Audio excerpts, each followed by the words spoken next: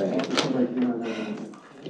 will call the meeting to order of the Administrative Services Committee for March 6th. It is about 8:35 a.m. Roll call. Gloria. Here. Teresa. Here. Pam. Here. And I'm here, that's 4. We have 2 people who'd like to be let in, but we have a quorum here, so we can do that. Can I have a motion to approve Matt and Terry? I make that motion to let them in. Second. Seconded. All those in favor say aye. Aye. Okay, if you let those 2 in, we'll have 6 of our 7 members. That's pretty good. Can I have a motion to approve the minutes for the February 7th meeting? So moved. Second. Any changes or corrections? Matt, any changes or corrections to the minutes? Just for the record, Matt Kunkel is present, Terry Greeno is not. Okay. All right, so all those in favor say aye. Aye. The minutes are approved. Is there anybody on a public comment list? We have no public comment. Last call. Anybody? Okay.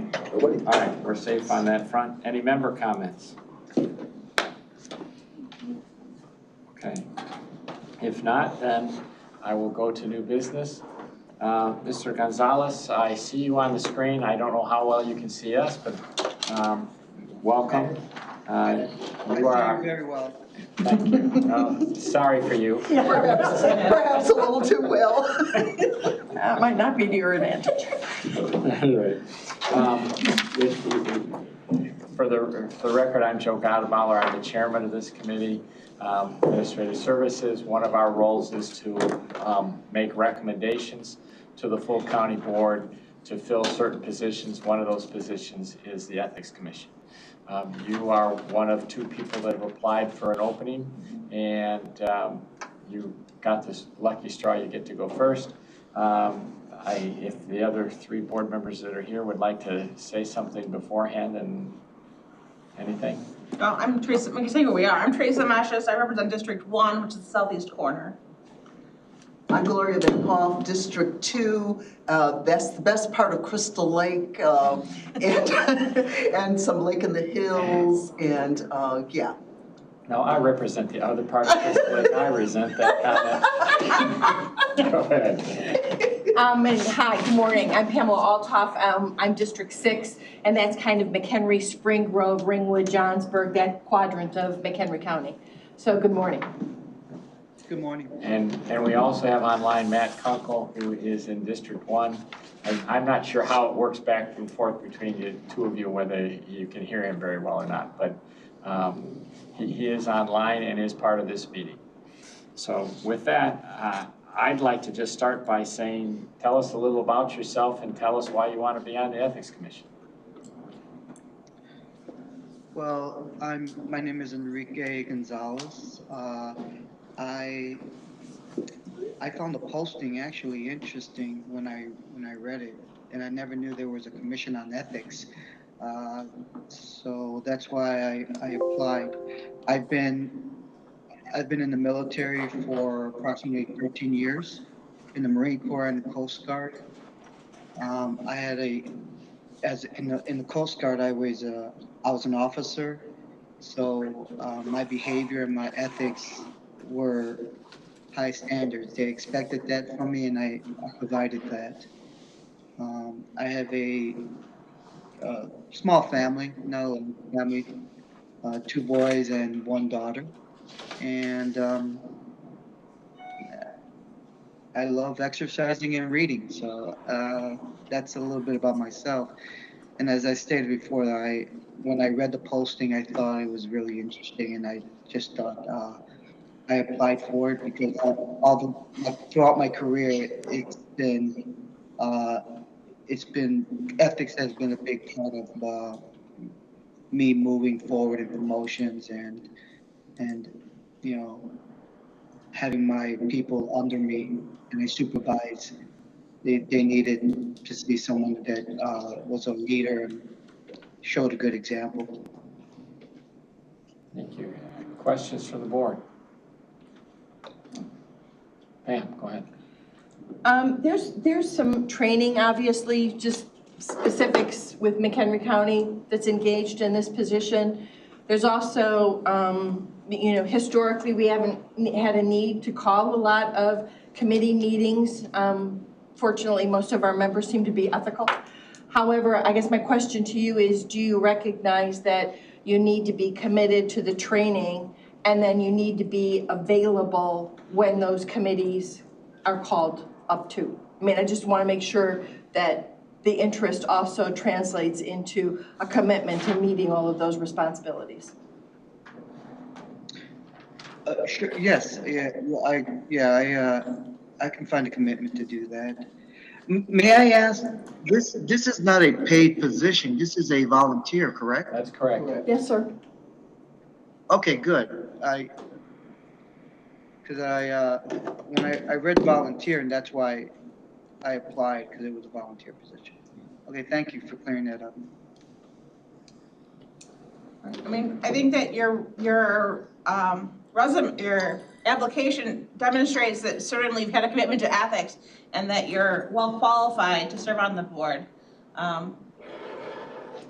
So I don't really have a question. I just want to acknowledge that I have read through and that you're certainly an excellent candidate. I concur. I appreciate it. Thank you very much. Gloria, anything? No, I was just curious, how long have you lived in the county?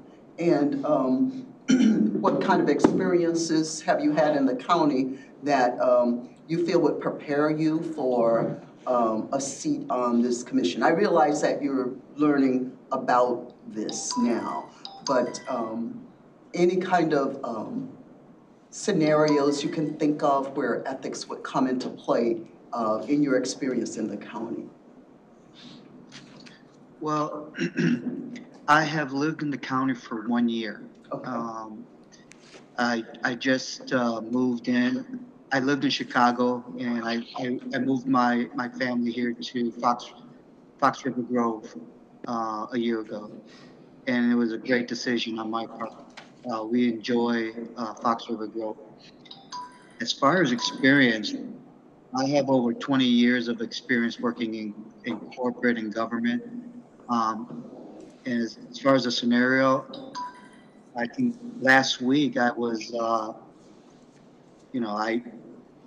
do, excuse me, I do inspections, liquor inspections. I'm a liquor agent for the state of Illinois, and I go around, I drive around to different industries and retailers to see if they're upholding the rules and regulations of the state of Illinois.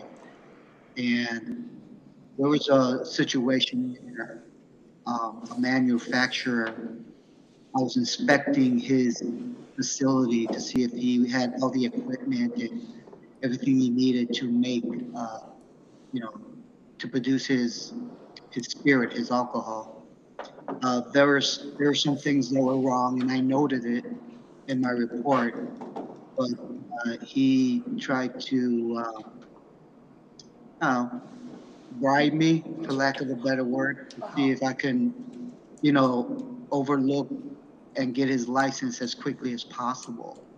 So obviously I didn't do it. I marked him and I cited him. But I run into those experiences a lot. Whether it's people trying to give me gifts, over gifts that are over, $1,000, $500.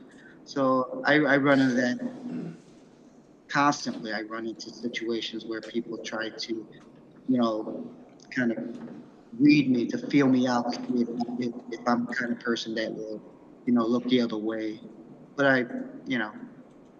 I like to go to bed with a clean conscience and wake up, feeling good. And plus, I try to show my kids a good example, of how to live and work in society.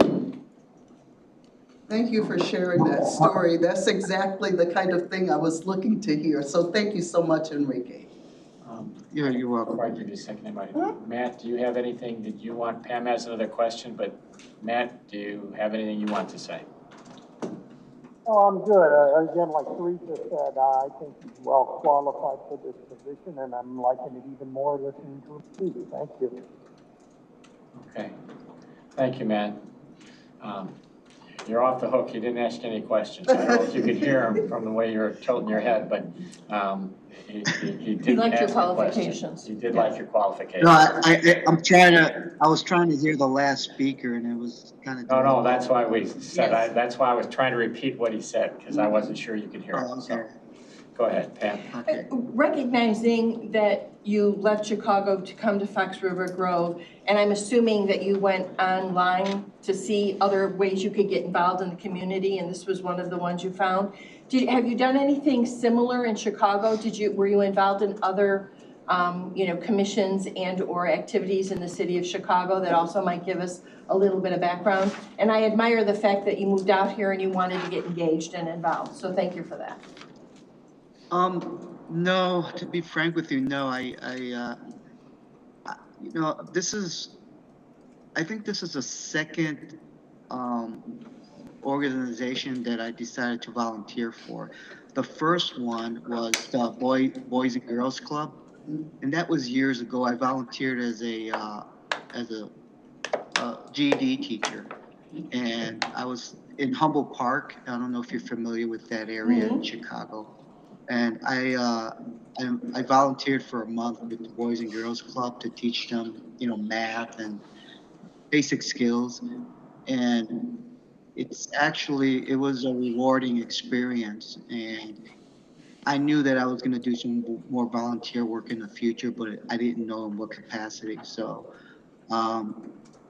this is it. I mean, but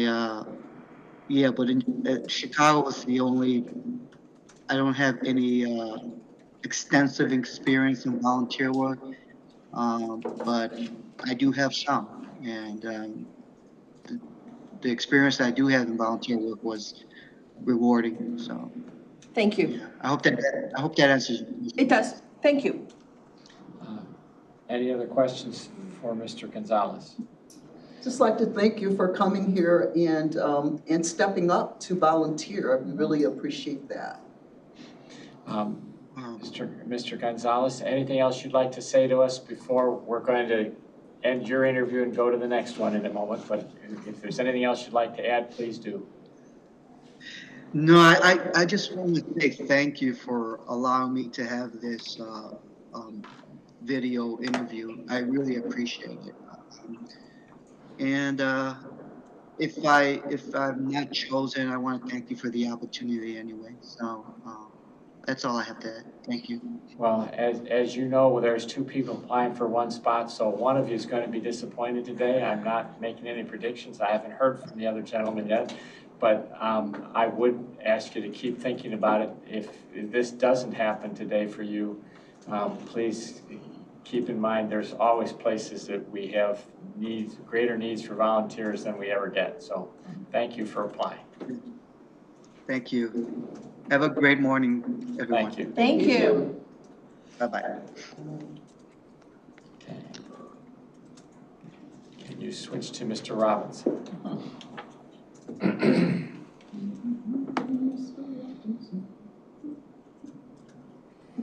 I don't think it's that one. Hello, Mr. Robinson, can you hear us? I can hear you. Excellent. There you go. Good morning, Mr. Robinson. My name's Joe Gottemauer. I'm the chairman of this committee. I'm Teresa Mashes. I am from District 1, that's the southeast corner of the county. I'm Gloria Van Hoff, District 2, and that's Crystal Lake, some Lake in the Hills, and a little patch of Algonquin. I'm happy to have you here today. And I'm Pamela Altoff, and I'm District 6, and that's the north part of McHenry, Johnsburg, Spring Grove, Ringwood, McCollum Lake. And online, who you can't see, is Matt Kunkel. Go ahead, Matt. I'm Matt Kunkel, District 1. Okay. We're here today for your interview. I don't know how much you could hear from the other one or not, but we'll try to keep you in the same place, or at least so that you have all the same background information. There's two people who applied for the position. It is a commissioner on the Ethics Commission, and we're going to ask you some questions, but we'd like you to start out by just telling us a little bit about yourself and why you chose to apply. All right. I'm currently a father of 2 children, 35. I have worked various jobs, none in government. I've always been interested in government politics, tried to follow as I think any good citizen should. I believe maybe now it's time to finally get involved in some form. So it's kind of where I'm coming from with this. Questions from the board? Go ahead. Tell me what you think the Ethics Commission's mission is. I believe it would be, I believe the job would entail essentially that if the public has a complaint or an issue with something that they believe is an ethics violation, it would be the committee's job to look at the facts, look at what the situation is, and make a judgment based on what they can see and what they know of the situation. Okay, thank you. Any others? But I think it's worth noting, Pam had mentioned previously that the Ethics Commission hasn't actually had a complaint in a number of years. The commitment has thus far been training. I don't know how many training opportunities they have. I'm kind of looking across Scott to give me hands here, but so there's a commitment to coming to the training and being prepared when a complaint occurs, although we haven't had one in a long time. What are your thoughts on being able to be available for training and kind of being ready if the call comes? I mean, I'm open to that. I have open availability right now, so I'm open to whatever the requirements of the job are.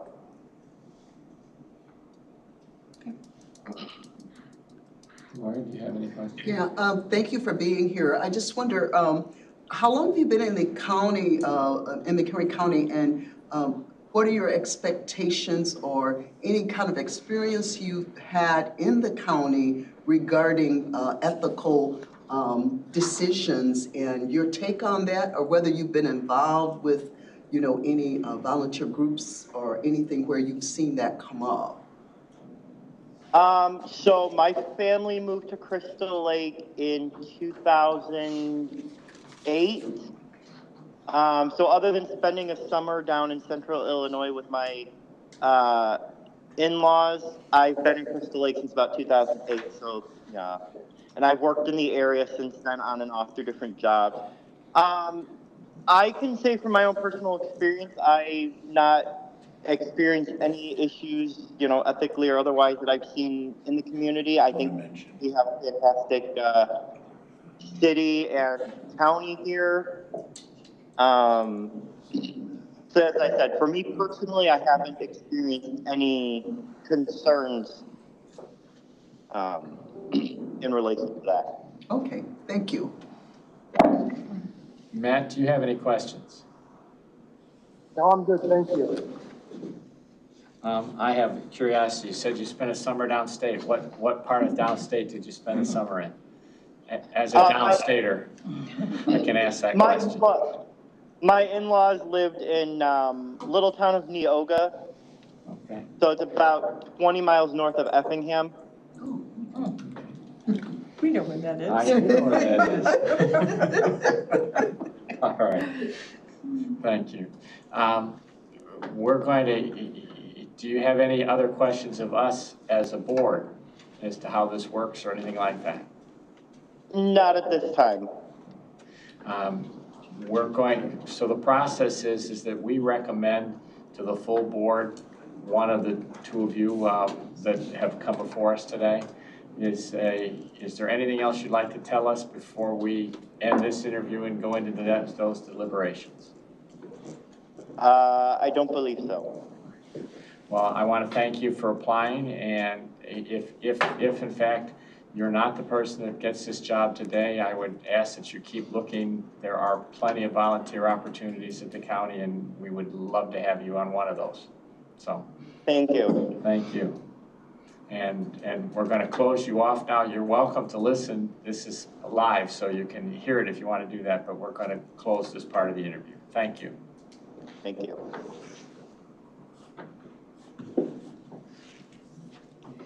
Okay, the next portion of 5.3 is deliberation and selection for the Ethics Commission. We have two people. Where do you guys want to go? I really appreciate, of course, the interest in coming. I feel that Mr. Gonzalez probably has a little bit of a stronger background in evaluating ethics of actions around him. So I would put him forward if we want to have a motion at the moment. Sure. I'll second that. Okay. So the motion's been made to approve Mr. Gonzalez to go forward. It's been seconded. Discussion. Yeah, I agree. I really liked the scenario he gave, citing an example of, a breach of ethics or an attempt to do that, and his response. So, yeah, I believe he is a strong candidate. I concur. I don't have anything to add. I agree with both my colleagues. So ask Matt. I will. Matt, do you have, how do you feel, or where are you at on this? Well, having served and basically like the position that he has, I do understand the ethical challenges that come up, especially when people are in trouble and trying to get out of trouble. And I feel like tested time for time. I think he's a very strong candidate. For whatever it's worth, I feel the same way. I like both of our candidates here today, but I do believe that Mr. Gonzalez faces this issue probably every day when he's out on work, and it's nice to have somebody that knows that problem. And I think for that reason, I would agree to put him forward. Yes. After we vote, I have a question. Okay. All right. Any other comments about this? Then if not, I'll go to vote. Teresa? Yes. Gloria? Yes. Matt? Yes. Yes. And I'll vote yes, and that's the recommendation we'll bring forward. You said you wanted to make it. Do we ever had an issue of a full quorum at an ethics committee meeting? You mean not having a quorum? Not having a Right, quorum? not having. Well, they haven't had a hearing in I know. quite some time. I know they never had a problem at the hearings. Okay. I can't say about the training. I can respond to that. The commission is, I don't recall a time where they were not able to meet because a scheduled meeting did not have a quorum. Okay. We typically are pretty diligent of doing the poll, making sure we can have availability.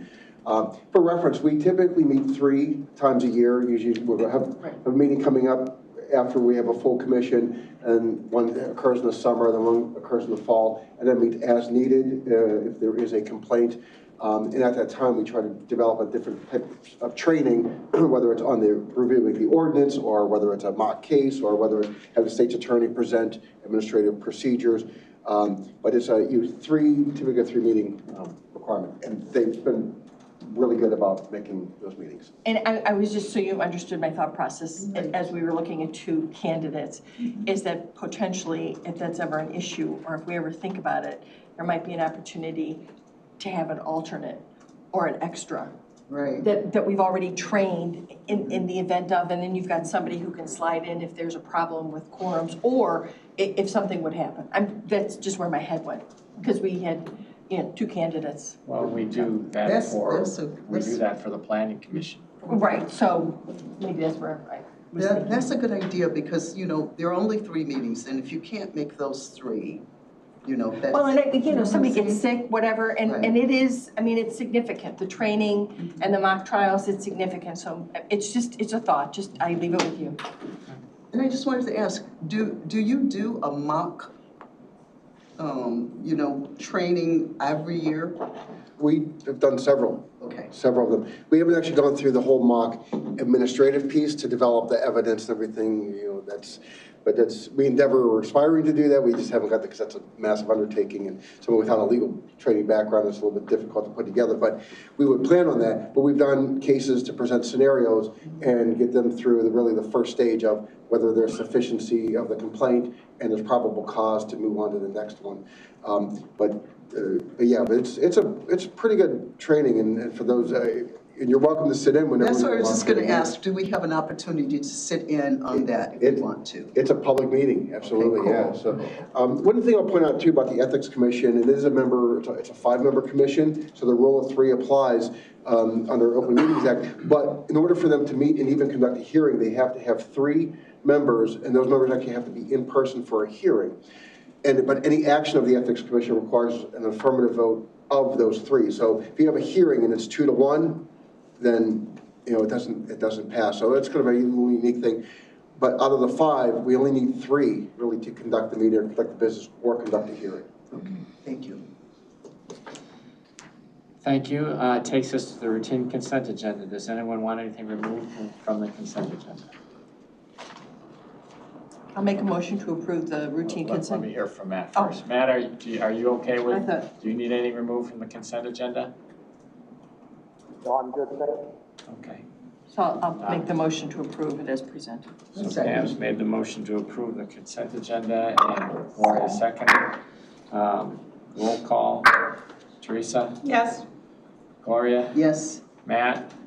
Yes. Pam? Yes. And I'll vote yes. That approves the routine consent agenda. Annual board rules are reviewed. Scott, I'll bring you up first, but just so that we understand how we got here. Traditionally, this committee is responsible for looking over the board rules. It has been a year, actually a little over a year since we did that, and we've had enough time to get a new board together in the last, 18 or 16 months approximately. And so I brought it back up, asked Scott to put it on. He had a list of some things that have come up in the last year or so to talk about, and I wanted to throw it open for the board to see if there's anything in particular that you folks have noticed outside of that we should take a look at. So go ahead, Scott. So over the past couple of years, a couple of things that have percolated up. One is with regards to how speed studies are handled in transportation ordinances. On the Transportation Committee, that's become an issue. You've been heard in the past few meetings about when the Transportation Committee reviews speed studies and makes recommendations for speed limit changes, how that process is handled. So there has been an interest in revisiting that and addressing that in the board rules. So that is something that is left on the table. A couple other things that have come up over the years. Pete, I'm going to throw you under the bus. A long time ago, you had mentioned that in NACO, you came across a tool in the county board rules that quote-unquote stay in your lane language. And I put that on my list, that there's something that really would narrow the focus of the county board. In your rules, you would say that you're going to stay in your lane. So I'd ask for that language to come up. Do you recall that? I do. You are catching me off guard there. I think the context there was, does the county board want to adopt a formal position that it, as a board, kind of limit its whether it be a proclamation or a statement on something that's somewhat political that really is germane to county government. There are a myriad of issues the county board might be asked to take a position on, be it Gaza or gun control or whatever. These are questions, sometimes they're germane to county government, sometimes they're not. And, did we want to adopt a policy on that? Maybe gun control isn't a good answer, a good example, but certainly Gaza would be. So those kinds of things. There are examples of guidelines that county boards can have where they simply, if it's not relevant to how we are governing, then we're going to pass on taking a position. And all we're doing is throwing out concepts. We're not asking for debate or deliberation at this point in time. These are just some things that came up, and obviously it would be up to the committee if you wanted to pursue that. So we're just letting you know, to give you an idea of what is on the table. Third item that we would need to address is Scott, before you move on, can I ask a question here? Would this be a good example, like when we were talking about the solar farms, for instance? It doesn't matter how we vote on that, on some of those things, because it was mandated by the state and we have to go along with that anyway. Would that be an example of something, because we had said we were gonna take a look at all of these. I think, Joe, you put that forward, and why bring it before the members if it won't make a difference anyway? Honestly, Gloria, that's not a good example, something okay. as I was thinking when I learned about this, because that's an instance where the county board had authority and it was taken away. So for you to continue to lobby to regain that authority or modify that authority, I think would be relevant to you taking a position. Okay. But to flip it over, you know, if we're going to vote on international politics, we probably, you know, it's not something that we would handle on a day-to-day item. And so, and we can get them another. A position on Gaza or something. Well, and that's one, but we can get it at smaller levels. We don't have the authority to decide what the school budgets are. It's not part of us. And yet, I can tell you that in the past, I remember times when people wanted to go lobby the school districts about what they do with their budgets. What they do with their levies. Or their levies. And I, you know, as much as I might have that opinion as to what they should do, I don't know that it's our job to tell the school districts what to do. Okay. So that's what, in my mind, when they were saying stay in their lane, I was thinking, yeah, let's talk about things that are our responsibilities, not that are other government's responsibility. Okay. I think it's worth talking about in bringing forward. I don't think we need to discuss that now, but I certainly think it needs to be discussed and you get some kind of clarity and direction. So, yeah. There may be instances where it would be helpful to point to a policy that said, I appreciate your passion on this issue. You know. Well, yeah, and you know, on the other hand too, we don't want to make people feel like they're being stifled if they want to make a comment or something like that. But it doesn't have to be part of something that we're voting on or passing a resolution on or whatnot. Other items that you... Teresa. Well, no, Scott has a list. Well, let's go through Scott's list. Scott's organized. He's a typed list. A few more. We need to clean up the language with regards to Senior Services Grant Commission and the Public Health Community Services Committee. That there were changes that aren't reflected in your board rules. That's a cleanup issue. Consider maybe for your appointed boards some sort of reporting mechanism that comes back. So that could be handled through your board rules. You can set the expectation there. That is pursuant to a strategic plan objective that was set.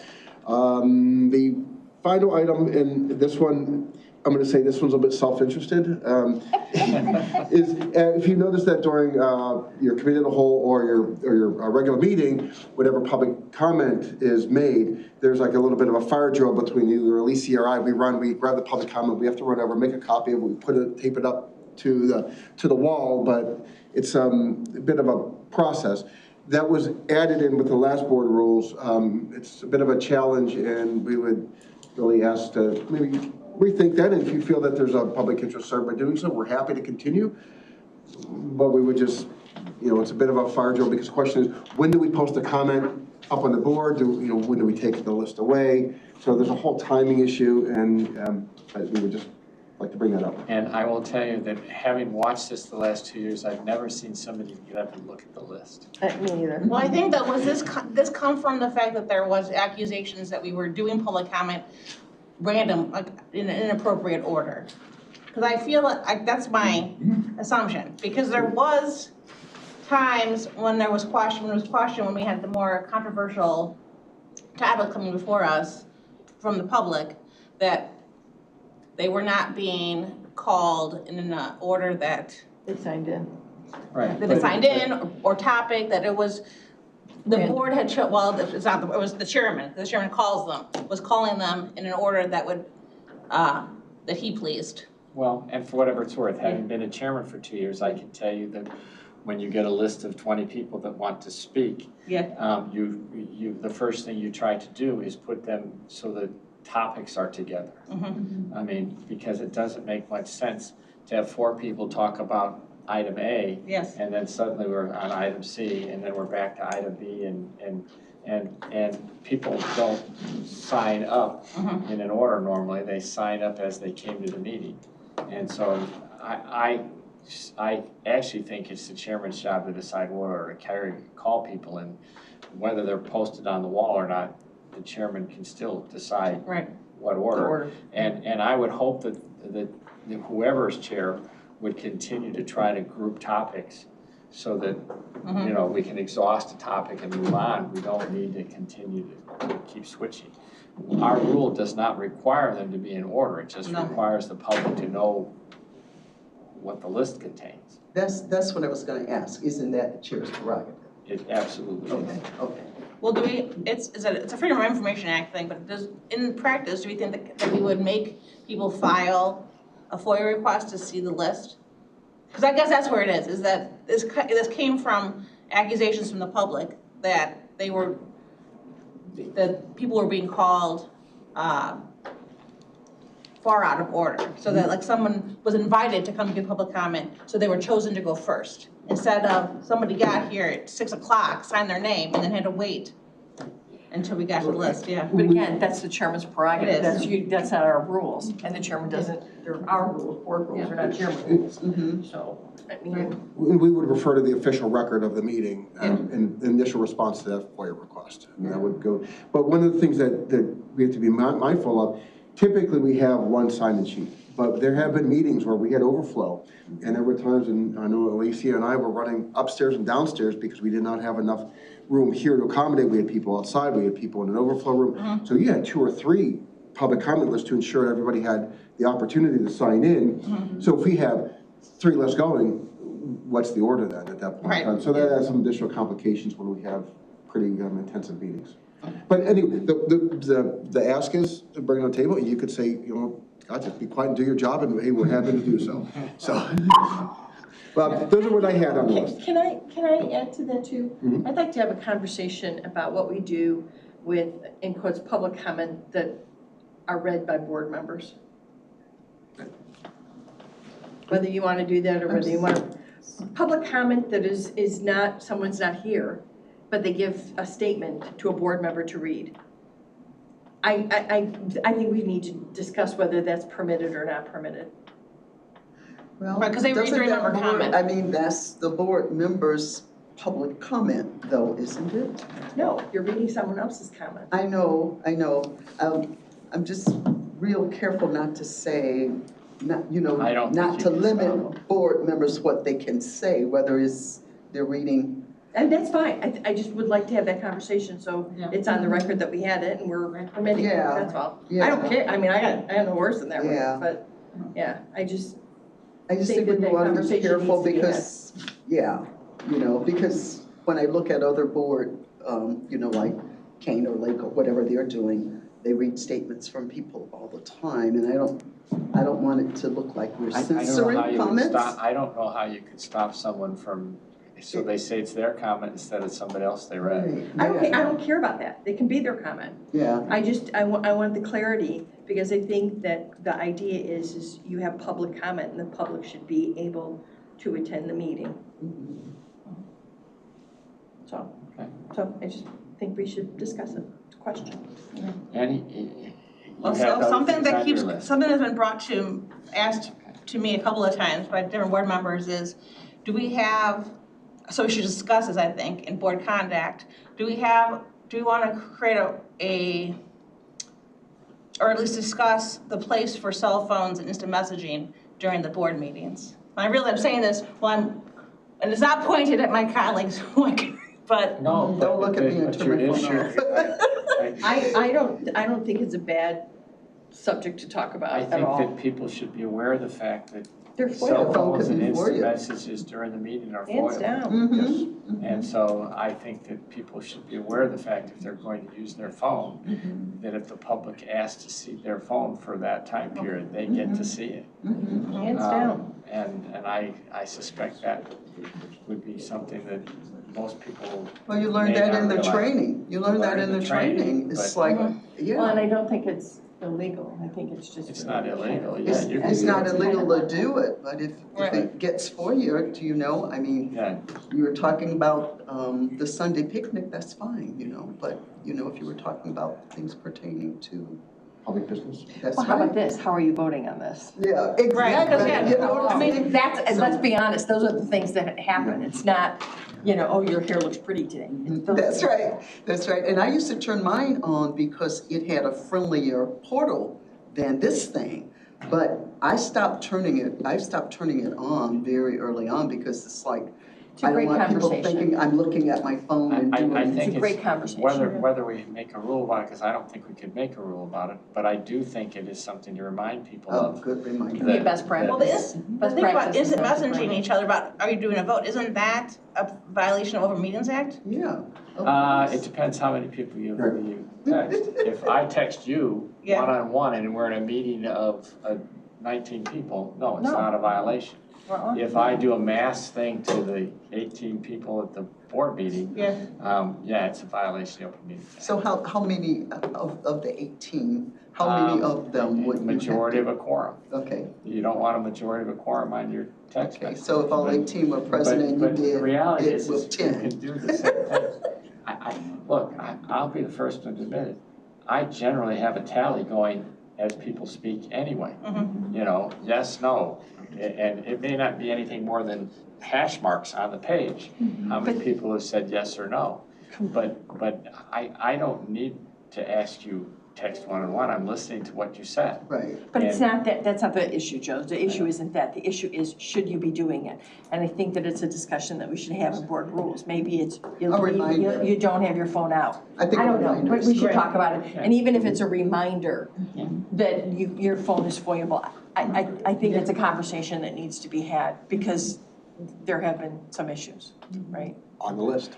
I mean, we talk to each other, I mean, I will tell you, we talk to each other sitting next to your neighbor, you might, you know, but yeah, I mean, Well, and We if should- you don't, I mean, it's certainly not. I mean, I'm always looking at his tallies. Right. Well, yeah, and I mean, I also, there's some of our colleagues have a hard time focusing on the meeting when they're like side listening to people behind them or in front of them or next to them on the row. And I'm like, I don't really, I mean, it's the chairman's role to tell us to quiet down if we're side conversations are too much. But also that, if you have, it would be hard to have 9 people in a side conversation during a board meeting, but. Well, you wouldn't be having a board meeting Yes. very long. If it's 9 people.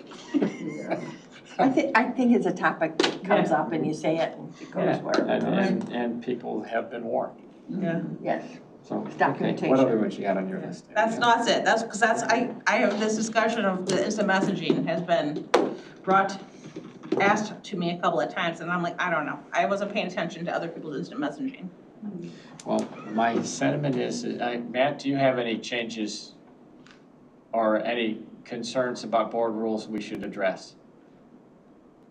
No, I love the stay in your lane thing. I'd like a billboard if we do decide to do that, because I get questions from people every day that are way out of my lane. Tell me about that, boy. And the phone, I leave mine down on my bag by the floor. I don't even bring it up on the table. Mine's on 24/7 service.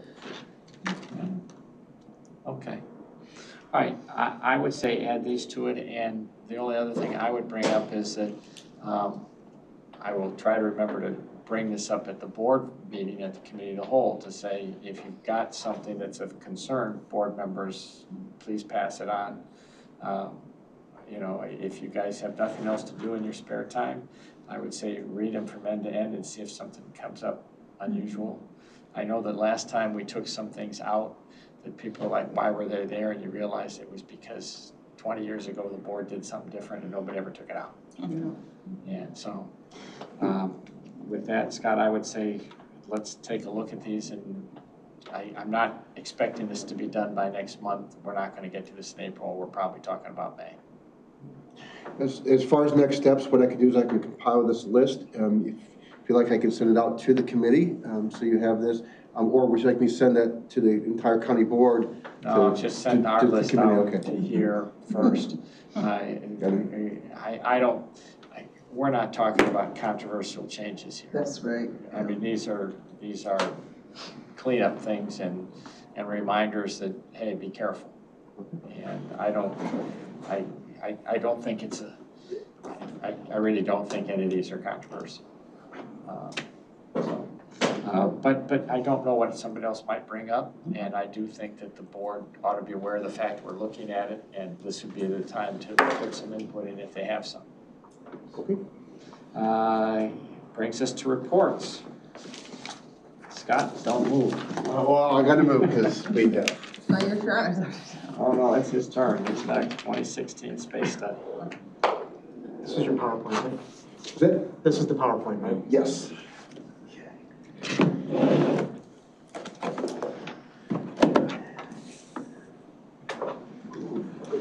Who wants to build a building? All right, I know you were thinking, how do you follow board rules, right? So maybe I can not disappoint with this one. At the last meeting, we were talking about space studies that were conducted by, we had an architect called Kluber. And the assignment was, we'll take a look at the 2016 Facility Master Plan update, affectionately called a space study, and say, what did it say, what was done, what was left to do? So the purpose of this presentation this morning is to do exactly that and deliver on that assignment. So review of the 2016 Facility Master Plan, which is this document. We brought in Kluber. They were an architect that worked on our 2008 master plan, which is this document, and it was under a firm called KSA at that time, but they broke off. So we had continuity among the consultants looking at our space from one period to the next. Uh-oh. Uh-oh. It's broke. Oh.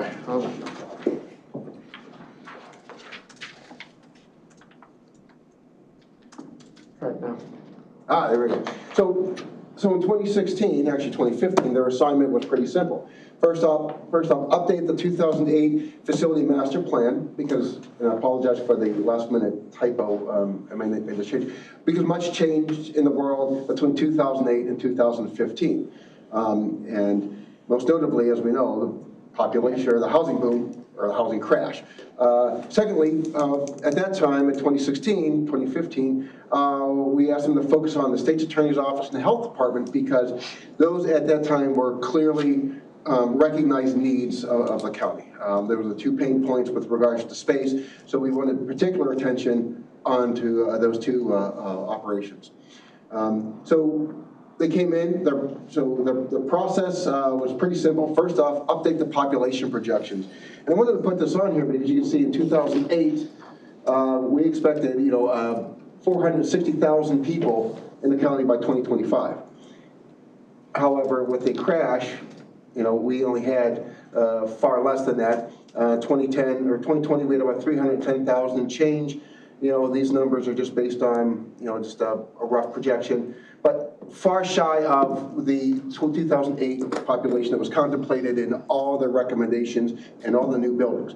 So because of that, it was a fundamentally different study and a different review. So when they were engaged, they recompiled all the departmental data and the space needs. And this is having surveys with the departments, talking or asking about the interaction they have with other offices, with members of the public, what they do to reassess kind of what they do, how they do it. And that's a lot of the paper you see in these two, are the survey results. They reviewed and reassessed the county facilities because from what they had seen in 2008 to 2015, some things had changed, and to look at how the space had adapted or how the needs have evolved over that time period. And then at that time, we had a facilities committee, which administrative services absorbed the role of the facilities committee. But at that time, it was a committee of the county board. And there were two workshops that were conducted to get their thoughts and their input. So May 5th and May 25th of 2016. And then based on their review and their recommendation, the findings were presented to the county board at the committee of the whole meeting on July 15, 2016. So that brings us to that document. So they had three key recommendations. And I hesitated putting this in because it's a little bit of a spoiler alert. But anyway, the three key recommendations that came out of this study, first off, is to construct a new health department facility. This would accommodate the Annex B functions initially. Annex B was, for those who haven't been on the board for a long time, about a 7,000 square foot building in front of the government center. It's no longer there, but that had a lot of clinical services for the health department. So a new health department to accommodate those services, and to include a new shell space for the growth of the health department. Consolidate all the operations under one roof, plus add, because of the population projection going up to 460,000 people, would require more health department services. They would need more room to grow incrementally as the population grew. So that would contemplate their future growth as well. So new health department facility was first recommendation. Demolish the existing Annex B, as we talked about, because at that time the building was tired and it needed to go. Tom, I don't think you disagree with that at all? Okay. And so we needed to find a home for roughly 7,000 square feet of health department clinical services. And there's a question, where do we put them? Funny story, before I was even on the county's payroll, I walked into Pete's office, we had hired, we're talking about this. He gave me a list, and the first thing that was on the list of my to-do, Annex B. So I should have kept that list. But anyway, so it was a problem since I walked in the door. Third, and then was construct an addition to the government center and perform interior renovations to address the state's attorney's needs. So those were the three key recommendations that came out of here. So focusing on the health department, the health department challenges at that time, when we talked about Annex B, it needed to go. And we need to relocate those services. The nursing, environmental health, and health department administration were in Annex A. And it was awkward space. We knew that Annex A, it had a little bit of room because of some staffing changes, but Annex A could not absorb the Annex B services. We knew that as it sat. And it was also inadequate to even perform clinical services because you didn't have the privacy considerations for HIPAA and things like that. So it wasn't even well equipped, and it needed significant renovations on the inside. So Annex A had its challenges. The dental clinic at that time was off-site in leased space. And we'll talk a little bit further about that. And room was needed to grow and commensurate with the population that we expected in 2008. And even in 2016, there were still questions of whether or not, health department services were going to grow. So those were the challenges. So the recommendations to address these challenges based on the Kluber study, the 2016 study, demolish Annex A, convert that site to parking lot, consolidate and centralize the clinical services, the nursing, health department administration, environmental health, communicable diseases, and the dental clinic into one building, one health department facility. And that timeline was, they said, roughly 1 to 5 years. So in 2016, it was recognized it's an immediate need. You got to do something. If only for the Annex B issue, you needed to do something. So it was a pretty aggressive timeline. So the options that were presented were acquire 666 Russell Court, which is the 3-story building on the other side of the government center, that 3-story building. It was for sale and it was available at the time. And two options, either renovate it, basically tear it down and rebuild from the skin on, or demolish it completely and reconstruct on that site. That's a 2.5 acre lot, so there was some opportunity there. So that was option, first option. The second option was to build a new building west of this building, and basically a new county health department facility just on the land that we have closer to Route 47. That contemplates, that was the recommendation of the facilities committee, was don't look at 666 Russell. If we're going to do anything, think of that build new option. And that also would allow the expansion of this building for other operations if needed. So that was the preferred recommendation, and it looks like this. So as you can see, we have, this is the county, county administration building is here. And then this would be the new health department facility, leased at about 36,000 square feet, including a basement. And some will say when we built this basement, arguably we should put a full basement on it, but it wasn't. But anyway, so that was one of the things they addressed here. And then this would be a future expansion of the county administration building. This shows maybe a skywalk between the two. But anyway, that was the preferred recommendation. Mr. Gallimore, you had a question? No, I just remember looking at 666 Russell. That did come before the board back then, and everybody who looked at 666 Russell said, why would we buy a building to tear it down when we got a vacant lot next to us? And we could start without tearing down that building, whatever. All right.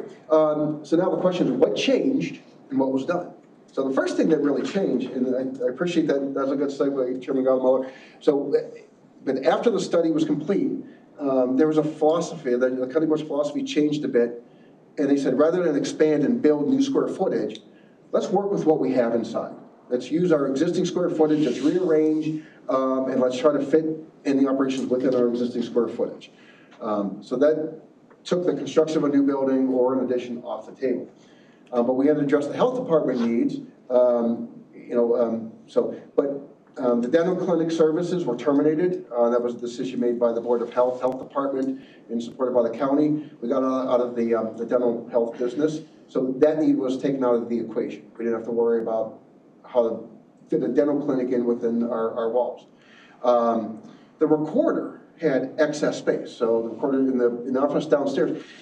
In 2008, as you can imagine, with all the subdivisions and development that's going on, they were quite busy. They had a lot of staff. At that time, there was a lot of paper that had to go through that office.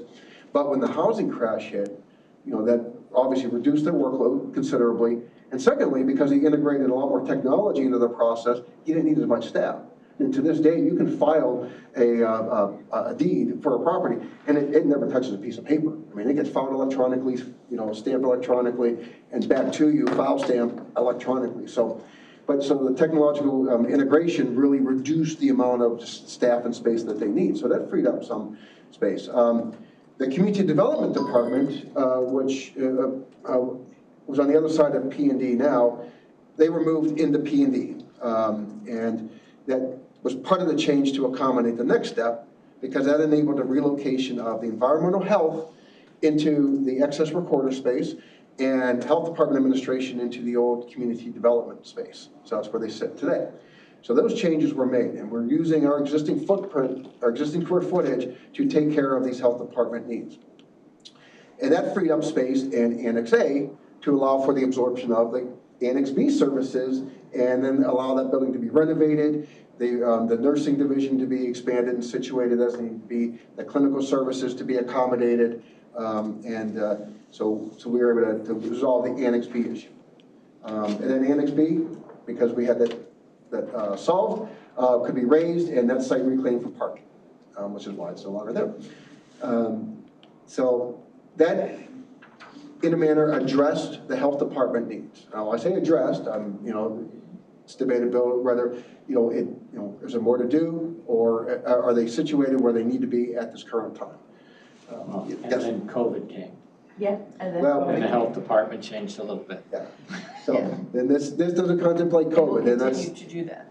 Yeah, and that's why I say it's debatable, because since that time and since this, because these were done roughly, I would say 2018, 2019. I'm looking at 2020. 2020. Okay. So just in time for COVID. Just in time for COVID. So then the world changed yet again, and so 2020 Annex B came down. So yes, 2019, the latter part of 18, renovations occurred. Correct. You are correct. All right. So give me your time. Before I move on to the state attorney, any questions on the health department? What was recommended and what we did? Just we met with Melissa, Scott and I did earlier this week, just to kind of go over where we, some of this and where the health department might be in the future. And certainly, I think Scott's being gentle and saying we didn't necessarily meet the needs of the health department. We satisfied. You accommodated. We accommodated the direction to use the existing footprint. Yeah. I think that's well said. Yeah. So then the other component was focusing in on the state's attorney's office, which in 2015, 2016 was recognized as a need. So their challenges included their space is ill-configured and extremely limited. And if you've been there, it's a labyrinth. Oh, it's terrible. It's been like that for I got lost. Well, the other real huge change was that prior to our current state's attorney being there, and he mentioned this when they were talking about salaries, he and they had farmed out all this stuff. So they didn't have people here because they would hire law firms from Right. wherever I forgot that. that would accommodate doing this work off-site. And they changed that policy. They brought people in, and it costs less money for the state's attorney's office that way, but we need some place for people to sit. I think that's a very good point. And even just as this committee handles risk management and litigation, a lot of the litigation is handled in-house now, where our previous state's attorneys, from actually prior to State's Attorney Bianchi, it was farmed out. A considerable cost, but you didn't need to have the space. Farmed out during Bianchi. It was, Oh, he Yeah, still it did it? was, Well, I thought he, yeah, I thought he yeah. brought it Started to back. change, but Yeah. so I know we talked about this before, and it's related but a little off topic. Didn't we talk about how much money was saved from not subcontracting some of these legal services? Didn't that come up in It came up our because they budget? were asking for some of that money. Okay, but I think it came up before that as well. They have, but I know they did it just recently in the last 2 months. Yeah, I would be curious to revisit that at some point, because I know we were doing a lot of using, special attorneys and that kind of thing. It's hard to compare because it's a lot from the civil litigation is driven by the cases and by what they have. But no, I think that's certainly a fair analysis. To the extent you can make certain assumptions. But Well, just like we did at Valley High, when you look at employees versus agency, I mean, we can clearly see the savings when we look at that. It's very, very clean cut. We know we save a lot of money when we don't have to have agency staff in there. Understood. So now moving on, the other challenge that they had, lack of case file storage and sufficient case preparation area. This is really more for the criminal. They handle some pretty intensive cases over there. Even just to prepare, they don't really have good space to lay out exhibits and come up with everything, and they serve a really critical function in that office. And then when they say case file storage, they have to have a lot of those cases, and we're talking boxes upon boxes of just documents and evidence right there accessible for them. It's not like we can put them in archives and get them when we need them. They have to have them readily accessible. So that creates a challenge. To this day, that challenge exists. And as we talked about, as our staff grew, there was no room for the additional staff. And based on the projected population, with more cases, more criminal cases, more civil cases, there would be a need for more staff. We saw the Pre-Child Fairness Act and the Safety Act, additional growth, but they didn't have any room to grow. So those were their challenges. And the 2016 study made a few key recommendations. First off, it said, build a 3-story building, build a 3-story addition onto the government center. Off of the east entrance, so if you walk on the back side of it, so about 12,000 square feet, 4,000 square feet per floor. And that would allow for the relocation of the grand jury room, which is right off the state's attorney's space, into this. And you can renovate the state's attorney's office by using that additional space, but also relocate a portion of the IT services. Oh, Chris left, sorry. Into this addition, because the IT is adjacent to the state's attorney, relocate some of their offices and allow the state's attorney's office to expand into that space. So those are really the 3 key recommendations to address the state's attorney's needs. So what it looks like this. So this is the east entrance right here. And so this is the IT space. And the state's attorney, this is the grand jury room right here. And you build a 3-story bump out right here. This is the, so if you walk from this building straight across the street, this is where you go. So, and I don't have an aerial picture of what that would look like, but hopefully you get a good understanding of what they recommend. So now question, what remains today? Well, first off, the state's attorney's needs have not been addressed. Their space exists today, even more so, or space challenges exist today more so than they did in 2016. We had additional growth of staff, and nothing's been done. Nothing significant has been done, let me just say that. The state's attorney's requested a designated crimes against children investigation unit. This is something that state's attorney Keneally wants to develop, kind of like your major crimes task force, where you have participating departments come in and investigate major crimes. This would be something similar, initially started with a state's attorney investigation, but you would have participating agencies look at crimes against children, and to really address that, focus in on that. But you would need investigative space for that. So right now, there's not that opportunity to have that kind of unit housed within the state's attorney's office, or actually in really any of our space for that matter, because Pete and I have been looking and trying to address this concern. We've not found anything suitable yet. The public defender space needs have changed. As you know, with the Safety Act of Pretrial Fairness, they've increased the public defenders. That space now has become too small. The public defender has asked the county to take a look at maybe revamping their space or seeing what we can do. So that's now into the... right now, we're splitting a conference room into 2 offices. Is that what we're doing for Mark? Where he wants to. Correct. I mean, this is a small space. I mean, he'll end up with 2 classes, 8 foot by 8 foot.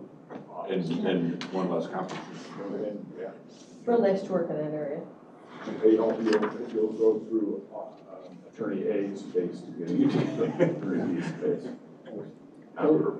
So yeah, so less than ideal. Since the study, the 22nd Judicial Court has made a request for an additional courtroom. And there's really not an ability to create an additional courtroom in the existing government center. The sheriff's office has requested that their space be reviewed and looked at. It's, not much has changed in quite a while. So looking at a reconfiguration of that space. And I think with that point, Sheriff Tittleman, well, of course, everyone would like more space, but he's pleased with the new regional training center, and that's freeing up some space to do activities that he was doing in the training room. I think Rob's been maybe some better utilization of the space. They've got some kind of dead space that they could use better and more efficiently. I think they all see that. And so that's why reconfiguration may be the key word. But it's something that came up to the table that affects the government center. And I want to make sure that that's put on the table for consideration here. Well, and the courtroom issue, you should know that currently, if all the judges were actually in session, there is 1 more judge than there are courtrooms. And that has been the case for a good 10 years. And Judge Camille pointed that out in long and, last month. For whatever reason, there's a discussion of whether to give us an extra judge, which would be in a situation we now have 2 judges without courtrooms. And before you move them over here, you have to remember that for courtrooms, at least, you have to have the security that's on the building and the magnetometers and all the rest of the stuff. So you don't necessarily want to move them out of the building. Well, so if we moved if we moved the state's attorney's office out of the building and give them a new space, can courtrooms be built in different parts of the building if we pull out other departments, or no? Well, you could, but the state's attorney's office is in every one of those courtrooms. That'd be the last. I wouldn't pull the public defender, the state's attorneys, or the sheriff's department out of the building just because they're all interrelated. They're if you're going to pull somebody out. IT? Yeah, I don't know. I don't know if you'd pull out, but it's really hard to explain pulling one of those agencies away from where they have to do their job all day long.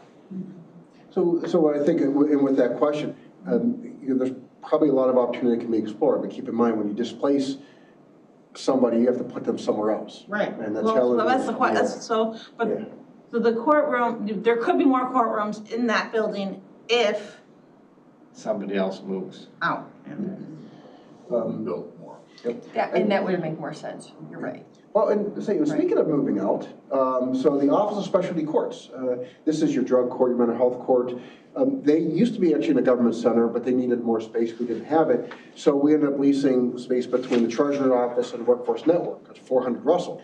We have about 2,600 square feet leased, and that costs us roughly about $30,000 a year, and then it goes up every year. We are in the option of that lease, so we don't, we finished the base term And so now we have option years, and we're in option year 1 of 5.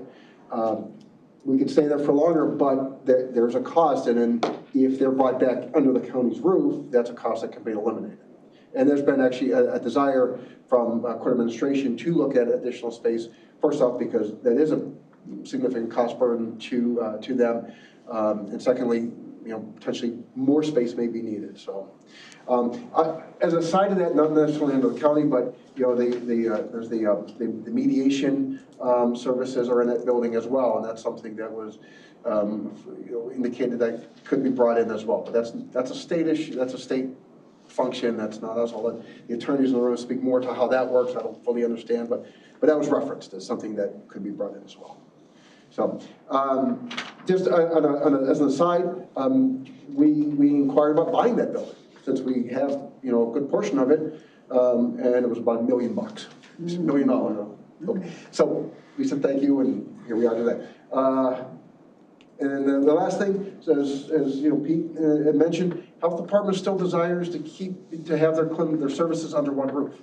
Right now, they are in actually 2 different locations, 3 if you include Crystal Lake, but 2 immediately on campus, and there's some challenges with that. So is there still the opportunity or still the desire to bring everything under one roof, and that would be another building. So that was still left kind of unanswered. We addressed the health department needs. Have we resolved the health department needs for the long term? And that's so that's what remains today. I do want to point out a few opportunities. You recently approved the election center. That actually creates opportunity, not so much for the operations, but really our storage issues to a certain degree. In this building, the basement of this building, there's a significant portion of secured storage that's used for the election center or for the election operations. Once the election center is built, that frees up some additional storage space here. I'm going to say, and then what do you say, about 1,000, 1,500 square feet maybe of storage? Yeah. Thereabouts. So, okay, so it helps. And then the Clem building, which is that building at the corner of Ware Road and Route 47. In the right direction? Yeah, thank you. That's about I don't know, 2,500 square foot building. It's really more or less a pole barn that's been, enhanced. That's used for the election operations. That building would be vacated because the election center would take all that, and mostly that's storage of different equipment. So that becomes available for the county's repurposing. Right now, as it sits, it's best served as storage. I mean, it's environmentally controlled, but to put offices in there, you would need considerable work and investment to do it. And I think Tom would really ask you the first question of, do you really want to make that investment into this building? So, but it's an opportunity. So that brings us to today. What are our next steps and where do we go? Well, so I also, when I asked him about this originally, I was looking also at where our other leases are. So we have rentals for storage, we rent for the ROE. Are there other things that we're renting for? So you have on the list, that is... There's the list of stuff. There we go. There we go. And the one thing on there that's going to fall off is the storage space in Wakanda. That is just a one-year lease, and once the archives building has been retrofitted or outfitted to handle that, that lease will go away. And then on that list you also see is the Office of Specialty Courts, which I just referenced. And did we ask the other, I'm jumping, Pam, Go ahead. No, did we ask the other departments what their requests were? I mean, because sometimes in my time here on the board, people will, maybe they're joking that they want more space, or they're making fun of the fact that they're in too tight. But if we ask the other departments about what they would request, since we're looking at all of our building space study right now. So we've not gone through this formal exercise yet. Oh, okay. So, but 2016, that's exactly what it was, is getting an understanding of what do they do, what's their interaction, what's their foot traffic, and to really do an academic review and assessment of that. you could ask, and if you ask anybody, you need more space, I mean, it's like asking if you want ice cream, right? You're like, Right, exactly. So I think you're mindful of how that question is approached. Right, yeah. Right. But those are, to this committee, that's, I think, one of your roles for the county. You oversee your facilities, you oversee, to ensure that the county's operations are housed appropriately. So a couple of next steps. Do we conduct another space? Can I ask a question? Sure. Are any of these leased properties being considered for purchase? They're not leased for purchase, right? They're just a straight lease? Correct. The one I mentioned was the Office of Specialty Courts at 400 Russell. I mean, Yeah, I can that's ask a million. I'm So surprised. how long It's have we making been money. leasing the space in Wakanda? So we, September 1st of 2023, we entered into that lease, and it'll And that's expire gonna August end. 31st. Yeah. Okay. So that one goes away. And then we knew that was going to be a short term. So maybe, going back to what Teresa said, maybe when we ask that question, we ask them to justify what their need is for that additional space. Well, I think that's certainly a fair question. Yeah, I mean, because like you Well, said, that's if you go forward with the ask me if study. I want ice cream, New York cherry, yes. Is it, I know, but isn't that what we're actually considering? Is whether or not to initiate an update of the study, right? So that, I mean, that is a possible next step. And really, so we're going to go through these, and I'm not going to make a recommendation. I'm really going to put it on the table and ask the committee, where do you want to go from here? And that is a step, is to say, okay, bring in this and say, all right, let's dust this off and maybe do another renovation or another, space analysis. Or, when you do your strategic plan next year, maybe you put a strategic plan goal to do the full comprehensive facilities master plan, basically start new. Because this study really just built off of what was done in 2008. We said the world changed from there to there, some of the needs changed, some additional needs became really apparent and pressing, and that's what this did. But, with everything that's changed, we mentioned code, we mentioned technology, we mentioned just, mandates. Is it time now just to say, okay, let's do this again? That's an option. But, I would say you have a strategic plan coming up, and that's something you can include as a strategic plan goal. I would rather, personally, I'd rather see it in the strategic plan. There is no doubt the first big change was important because we don't have 460,000 people where we went from 300 to 320. Okay, so that first projection's gone. The second thing is we just went through COVID, which is folks, Zoom meetings at the courthouse, as much as the judges would all like to have their own courtrooms, 2/3 of their work is now on a TV screen. Maybe 3/4 of their work's on a TV screen. Do I need, room for 35 people to sit and watch me on TV? I'm there probably once a week, and it's pretty rare that I see 5 people in the room, and 2 of those are the judge, the bailiff, and the clerk, or 3 of those are those 3. I mean, It's very efficient. It has changed. To borrow Judge Berg's, probably one of the funniest things I've heard said in the last year. He came into the room, and the first thing he did was turn the TV on and start getting Zoom up. And he goes, Mr. Gaudemuller, when I was about 10, I thought the best job in the world would be one where I'd come in and sit down and turn a TV screen on first. Because it hasn't quite worked out the way I thought it would. But it's very changed. I mean, do you need room for a trial? Yes, you do need room for a trial. But there ought to be a way to accommodate. I mean, you also, like I say, you could have a judge just doing Zoom court and doing the pre-trial stuff, and they need a TV screen. But I would agree, I think it's better to include it in the strategic plan as goal, as opposed to, It's just a very different world than it was even 8 years ago. Forget 16 years ago. And it's changing every moment, so it's hard to. And I appreciate that. That's, this is good, thoughtful discussion, and obviously you're gonna lead the county board on what that next step would be and how that would look. We do have certain needs that exist today, and they've existed in 2016 and in 2008. What do we do about those? As recommended in the study, this is a question. not the recommendation. Do we develop a concept plan for a government center addition as recommended? And this could address the state's attorney and child against crime issue. It could address the public defender space. It could address the sheriff's office renovation. It could add an additional courtroom. You could possibly build space for the Office of Specialty Courts. Is that something we want to do? And is that something that waits until the next full master plan, or is that something that we do immediately to address immediate needs? Once again, it's just a question on the table. And then similarly, do we develop a concept plan for the Consolidated Health Department facility? So. Well, do we have any, you could give me, anybody, why the county board did not go forward with doing anything for the government center? It's a cost question. Yeah. So that, All right, so, I mean, I wasn't on the facilities planning committee, but I do know that we talked about these things. And one of the concerns was how much has changed.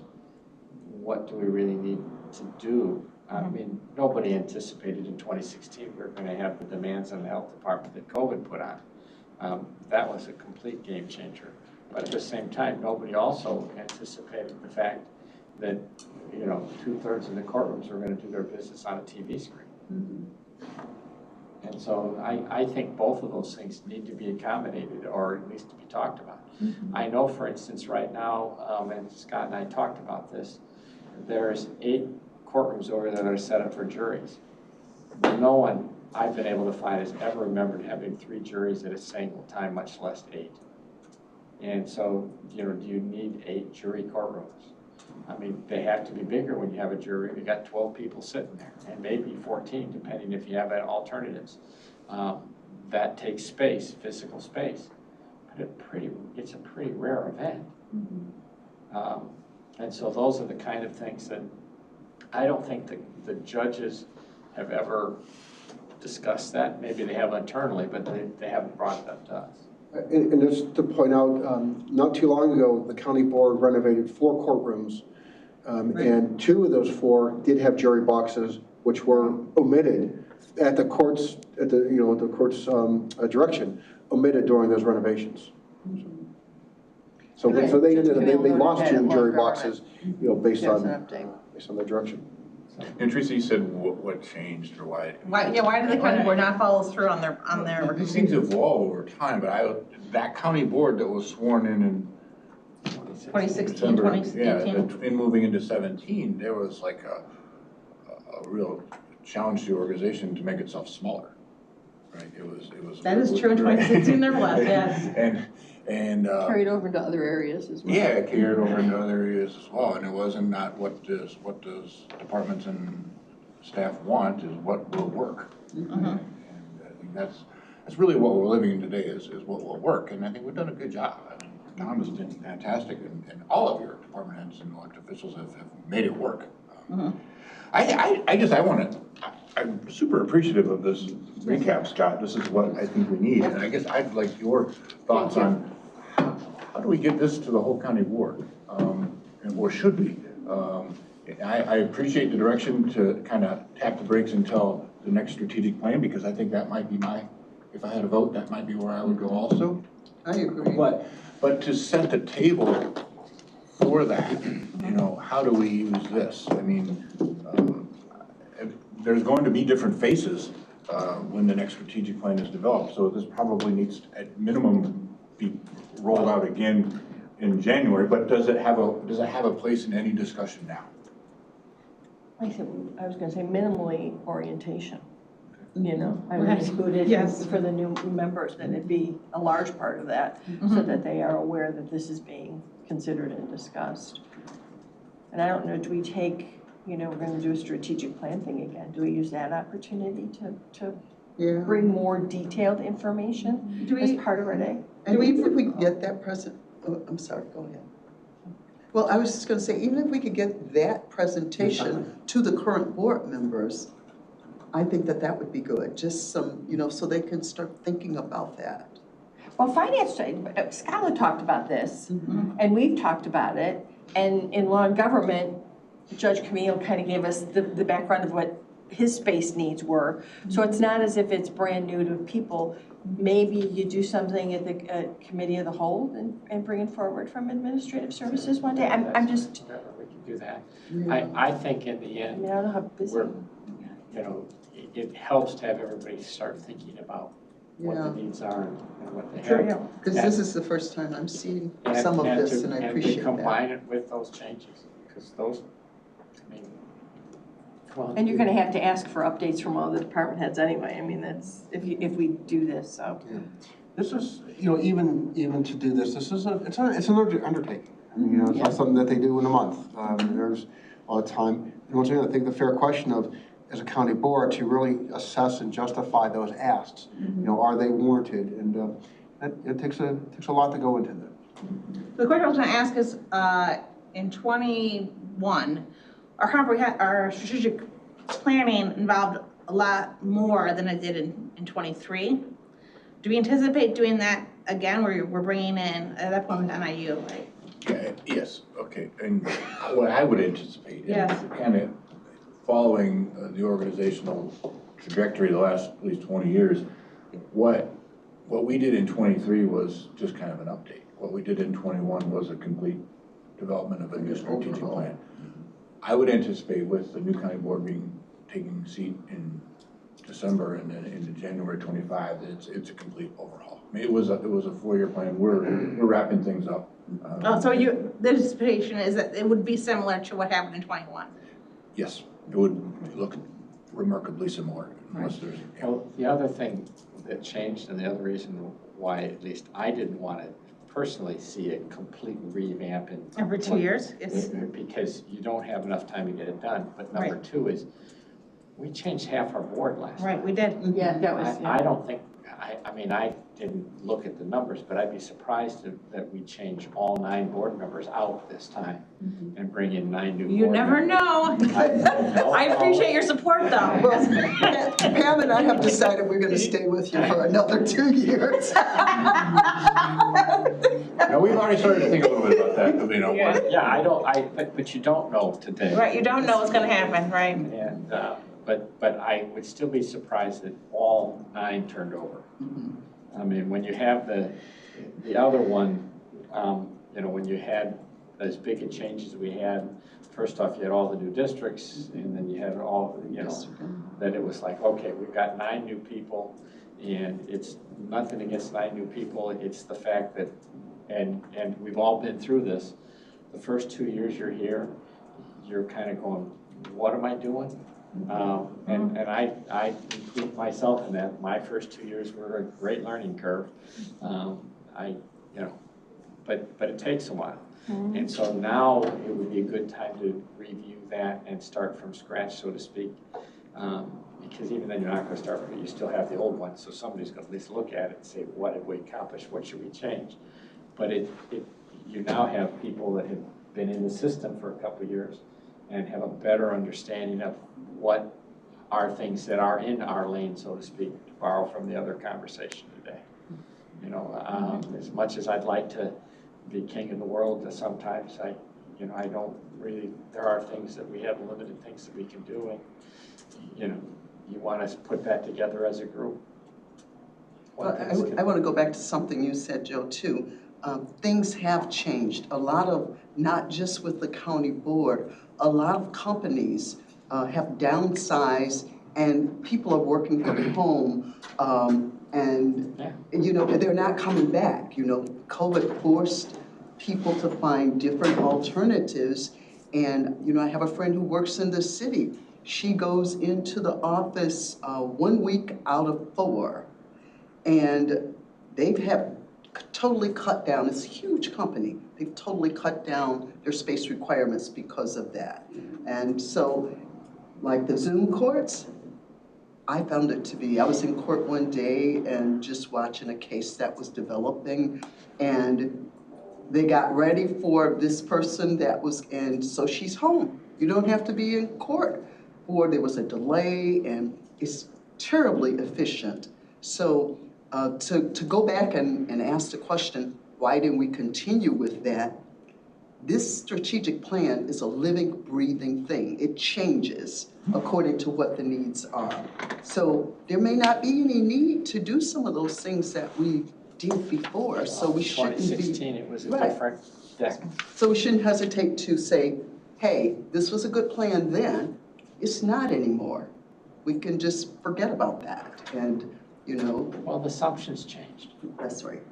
And conditions. The conditions changed. That would be my preference. As far as getting it to the rest of the board, certainly the rest of the board ought to know it's being discussed. I'm not trying to keep it secret, but if it's been in front of two committees, this is the third committee it's been in front of, you've covered most of the board. Finance hasn't seen this yet, or I should know this, are you bringing this to tomorrow's finance meeting? No, I don't think so. This is your Finance purview, and I not guess seen- I wanted to have some discussion about how that Right. happened. It could be as simple as we copy this and put it in everybody's mailbox. We could have Scott do a presentation at an upcoming cow and ask him to keep it to 20 minutes. Yeah, really. That's a challenge. Take the questions out of Right, maybe he'll keep it down to 20 and then. But I do think that's a good idea to give that to everyone. I see, and I disagree. I don't want to give that to anybody without the explanation, because I don't know what it means, Okay. right? And you can do it in 20 minutes, I know you can. But I like the explanation and kind of the historical, and I think that's important, noting that half the board is new and doesn't have any of this. And I don't want to just give them something and say, here, interpret it the way you think. I don't like that. So go ahead and do the 20 minutes, and then can we have a copy of Yeah, PowerPoint presentation? I'll send this out to the committee, of course. Okay. And the typo will be corrected, hopefully. With the idea that you're gonna do the 20 minutes. Well, and I'll defer to the county board chair and county administrator on that step, but. We'll talk with Chairman Bueller about when that makes most sense. I mean, Okay. It doesn't have to be, next week. It no, can be anytime this summer. Yeah. Okay. So and you have whatever the county board wants. This, as far as today, do we see any physical next steps? We do I have. would say present it to everybody, but I would also say for us, let's push to put this on that strategic plan 8 months from now. I agree. I agree. Thank you. Instruction received. There we go. Capital plan update. What you really found out was all the things he's doing next year. There you go. How do you start from here? I'll definitely keep this under 20 minutes. So we're in Cary, progress continues, Nightcore, AT&T utilities are in place now. ComEd is not. Their equipment is they have a transformer on the ground. They are waiting for an easement to be created between the two buildings, which appears to be moving and should be completed here soon. That really is the holdup there. The company that's installing the range equipment is installing the range equipment, and they see about 6 weeks worth of work there. So the end of April, beginning of May, substantial completion to the extent that the sheriff can be then getting their spaces ready for operation, bringing furniture in and equipment that's ancillary to their work. So that's moving along. Court services interior renovation phase 1 is complete. We're into phase 2 now, which is building out a training space and enlarging their break room. The new chiller will land on the roof deck on the jail tomorrow. Again, that's tracking as per plan with commissioning of that equipment to happen in early April. Valley High Memory Care is also tracking as scheduled. No change in date of November 6th substantial completion. No new issues or concerns there.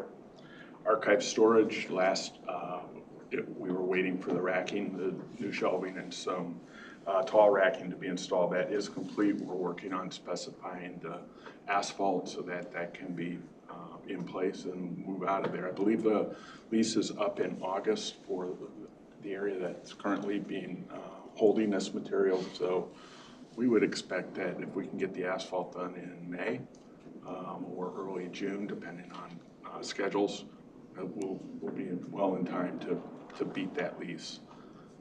We have a lot of other smaller projects, some of which Scott touched on, some of which are, what are we doing with kind of things, and then we have a lot of work that we're working on to bring forward resolutions for projects for next year. I won't keep you with those today. Is there any questions? Just want to say we were at Valley High yesterday and walked out into the memory care unit, and that smell of building is just, I just love that. It was really what we saw. I was impressed. How about you, Teresa? I mean, it's not, you're not gonna live in there. But they have been working very hard, right? The work is going, yeah. Yeah, they are. Yeah, and we understand that some people who don't have memory issues really want to be there. They're jealous. Yes. Great. So Well, I'm glad you got to see congratulations. it. It's looking good. Yeah. Great. Okay. Thank you. You're welcome. Oh, Matt, sorry, Matt, did you have anything? I have a little something on the last issue. Talk about. Matt, I can't hear you. Speak closer to your microphone. Can you hear me now? Now I can. Okay. I don't have anything on Tom's stuff. I had a little on Scott about a month ago. I had the privilege or the horror, I'm not sure which, to see a presentation from a vendor to a municipality about an AI program and services that they said between their court and their administration staff, they were going to be able to reduce staff by 6%. And I watched a AI presentation, a live presentation as this program works. It was amazing. So that's just a little something for the long term we have to look at. There is Love AI. I Thank think you, you said Matt. the AI presentation was amazing in that it would eliminate some of the things that took us a long You're time. going to reduce before. people. Reduce. You're gonna reduce it. Okay. Thank you. Thank you. Speaking of reducing headcount, here comes our short timer. Actually, yesterday was day 100. I'm on the 100-day countdown. I'm always so anxious about change. I'm always so anxious about change. I'm like, I want Cheryl. Yeah, she's retiring, but maybe not. One never knows. You never know. I've retired 3 times. I don't know. Oh, have you? Yeah, Okay. I said I was too. Well, I retired from Evanston, and then I There came you go, back. and then you took, that's what I mean. And now I stayed here for another 9 plus years. One thing you're going to find is that you're busier than you ever were before once you Especially retire or when you take a new job, semi-retire. So I will get to this handout in a second. Yeah. I just want to start with, under recruitment, there's some exciting things happening again with the high schools and middle schools. Pete and I will be the first presenters for the high school curriculum at Crystal Lake South, April 9th and 11th. Woodstock North and South is going to do it a little bit different. They're going to bring up to 50 kids into a classroom from the 2 schools, and we'll do 2 sessions there. So that, we don't have a date about that yet. This week, Friday, is Career Quest, which there'll be 1,000 8th graders that'll come to MCC. They'll be coming in by buses, and they're going through like career assessments. They're going to find out what their career clusters, what they match with, and then they'll go meet with, we actually have, with our departments, we meet every one of the career clusters. There's 16 career clusters. We have something in every one of those. So we will be present there. We'll be showing videos, some of our videos of different departments. We'll have Larry from Animal Control there. Again, we're trying to figure out how do we attract kids. That's perfect. Yeah. Do you know how MCC got these 1,000 8th graders? Because I'm thinking to myself, there are some 8th graders I know who aren't going, that are part of the county, so. I don't know. Okay. I don't know. I just know we were invited, and Okay. that we were told that it's an all-day event for these kids. Okay. And we're gonna be there. Good question. Right, because there's some 8th graders that are for sure not going to this, and I'm like, why don't they know about it? Yeah, I don't know. Because I'm sure you have, limited spaces, and then they pick kids they thought would Some kind of criteria. benefit better from. Yes. Yes. Then here on April 19th, we will be doing a 3-hour presentation. We're calling it Educating the Educators. So all of the career-related counselors, teachers from all of the schools of McHenry County will be here. Again, and we will be educating them on what career clusters we actually hire for at McHenry County. So we will be educating the educators on April 19th. That probably really set the table for next school season. Yes. In terms of what kind of contact we're having with schools. I mean, we're dipping our toe in this spring a little bit, but that'll really hopefully get the ball rolling. So we got the curriculum done kind of in the fall. So we're doing our first schools this spring. We're doing this Educate the Educator, and yeah, Pete, you're right. I think next fall we're going to see more requests for us to come in and do some kind of presentation or class. Supervisors, again, we revamped kind of how we were doing our training because there were lots of bits and pieces, and we collected them into 6 chunks. We just finished our second chunk, and we had 40 people in attendance at that one. Very happy. There were 45 at the first one, 40 at the second one. Great. Our third chunk is going to be on March 22nd. And that's more about laws and liabilities that supervisors need to be aware of and be held accountable for. So the state's attorney, somebody from the state's attorney's office is going to videotape a portion of that presentation. Again, thank you, Alicia, for helping us get that set up. And then myself and Suzanne and Alessandro will do the rest. Again, these 6 chunks will be repeated twice a year. So while our attendance is pretty high this first time around, I anticipate the numbers being lower the second half of the year because it'll be primarily the newer supervisors. Out of this last group, we talked about communications with employees, and Crucial Conversations was the book that we referenced. We haven't done a book reading for about almost 2 years, about 18 months. So we did purchase books for supervisors. We've already had 38 copies of that book distributed. And the condition was if you get a copy of this book, you're committed to come to the discussion group. So Seth Krause from probation and Tom Anarella from Valley High are big fans of this book, and they're going to do the training. Tom already has materials developed. Seth has been through a training of the trainers, so there'll be a 3-part discussion group with supervisors. Anybody who knows those 2, are you surprised? I'm not surprised. No. I mean, oh my God. Yeah. Oh my God. Really happy about that. There's some other little trainings that we've done. We just did a Zoom FMLA training. I'll be doing one on the Paid Leave for All Act next week, Friday, before the department head meeting. We're getting ready to work with Tyler Zaminsky, who does training on de-escalation. Mm-hmm. So any of our departments that work with the front counter where they may get an escalated resident, we'll go through some de-escalation training, so that'll be coming up shortly. Speaking about mental health, I think I announced it last time we got the gold seal. Didn't get the platinum anyway. Always something to strive for. Always something to strive for. We will be getting a new EAP effective April 1st. And there's 2 good things about that. One is our last one, the main office was in Canada. This one is US based, so that's good. And the second part is they actually have a whole separate program for law enforcement.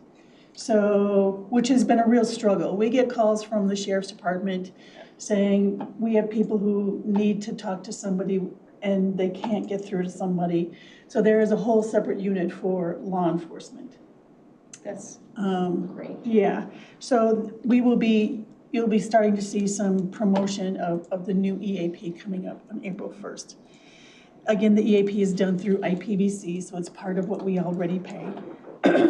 Again, kind of getting into IPBC, the wellness screenings, we're done. We didn't hit our goal. Again, it was another goal that I had because I really wanted to get to 75% of our insured employees, and we got up to 69.3%. That's pretty good though. We got close. We're getting closer. So we were short by about 49 people this year. So it'll be next year's goal. Suzanne can take that one on. So I wanted to spend a little bit of time talking about IPBC because this was a big move that we did. We moved there in 2018. So you can see on this spreadsheet, I've shared this with you in the past, but I wanted to show you that we've already got our rates for 2025. We just got them, so I added them to the chart. So our HMO will be going up 2.6. I'm looking at the orange, right under the orange. Our PPOs will be going up 1.9. Dentals are they're not moving again. Yay, that's really good. So very minimal increases again this year. So I kind of did the math again below. So if you look at the very bottom numbers, 2018 to 2023, you can kind of see how our rates have changed since we've been with the IPBC. It's an average increase of about 4% for our HMO, an average increase of 0.8% for our PPOs, and a decrease actually for our dentals. So IPBC has been really good for us. In addition to kind of stabilizing our rates, I wanted to share with you a couple of, so IPBC, we pay in, and if we use all of that money, and we have to dip into the IPBC money, there's a pool.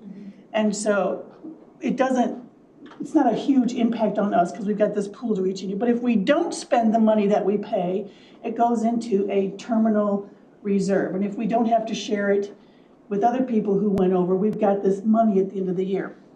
A couple years ago, we actually helped balance the county budget because we had built like a $3 million reserve, and we dipped into that $250,000 a month. Right now, our terminal reserve as of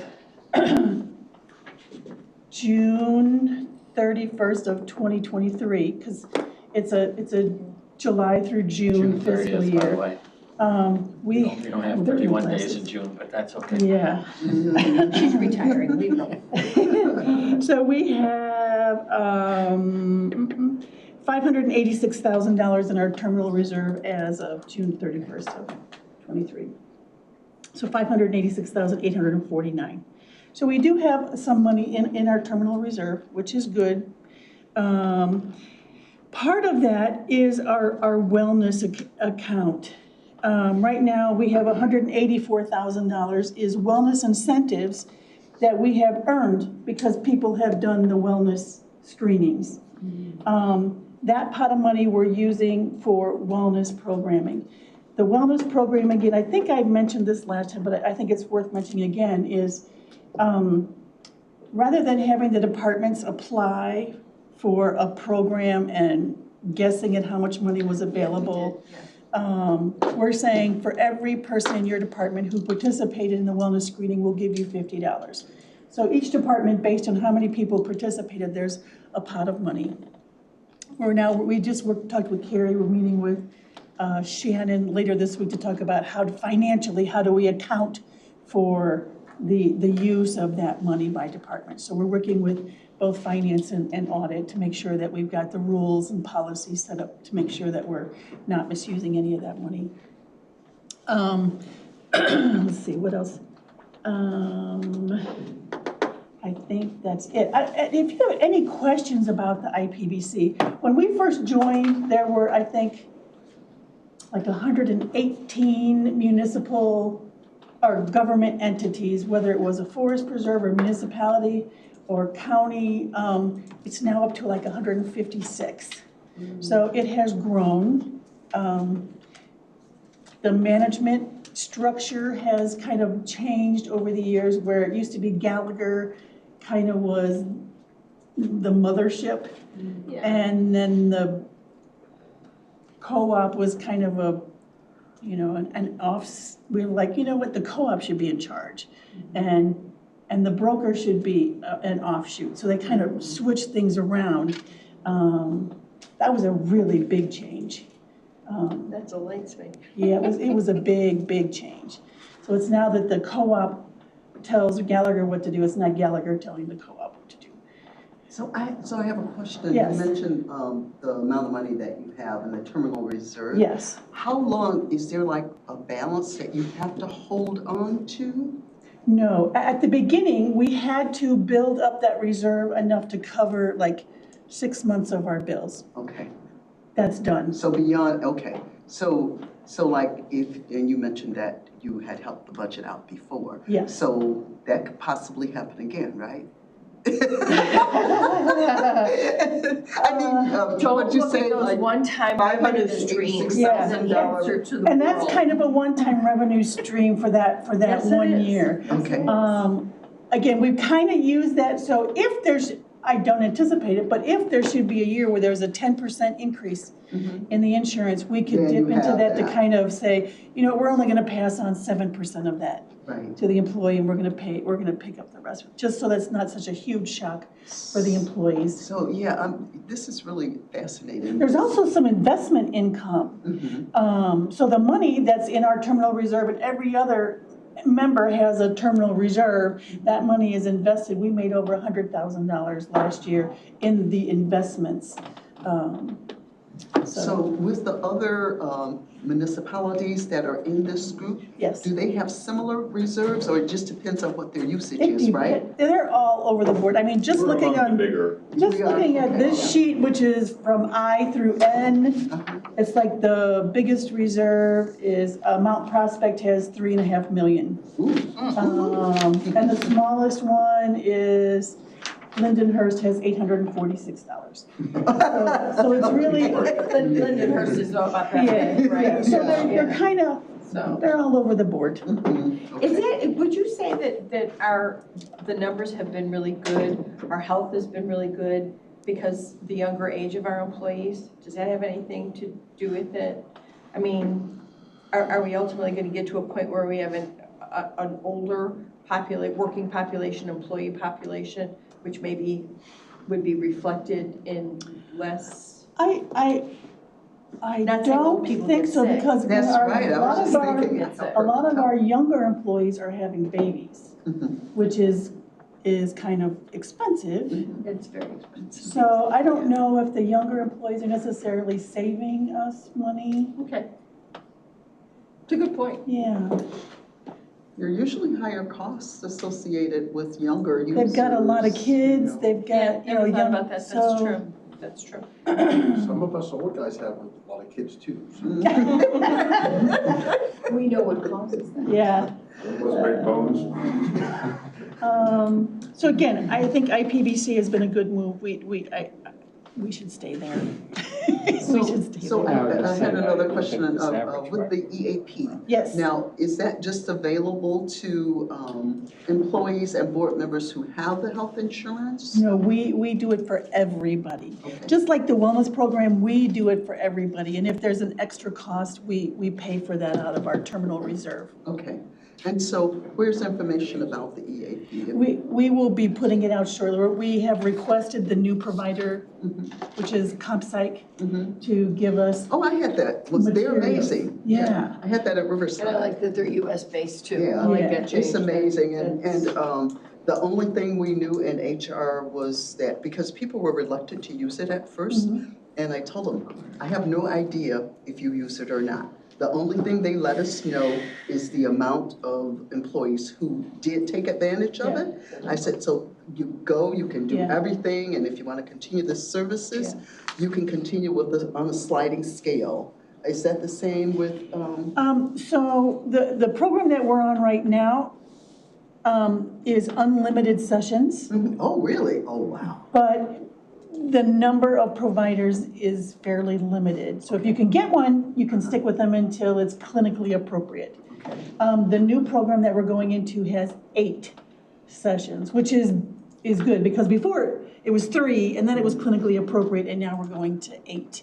And at that point, if you, after 8 sessions, are still needing services, they're supposed to help you transfer to somebody that's within your insurance coverage.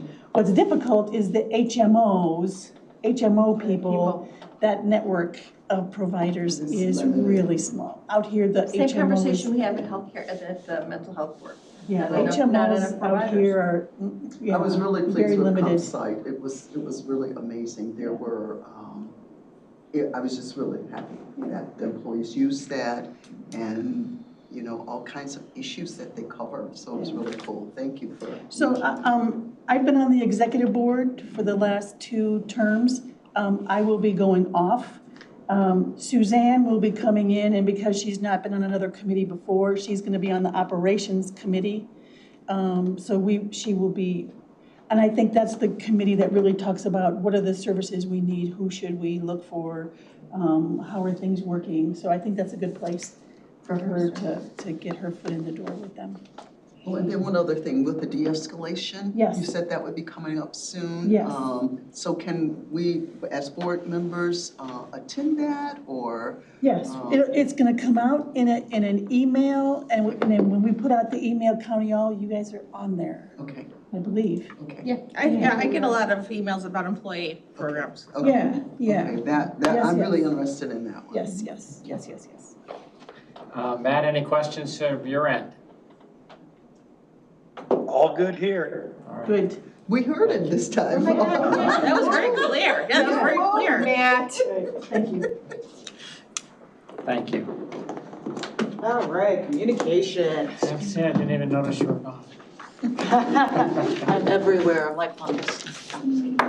All right, guys, so communications, I know this meeting has gone a little long, so I'll put the highlights for you. So,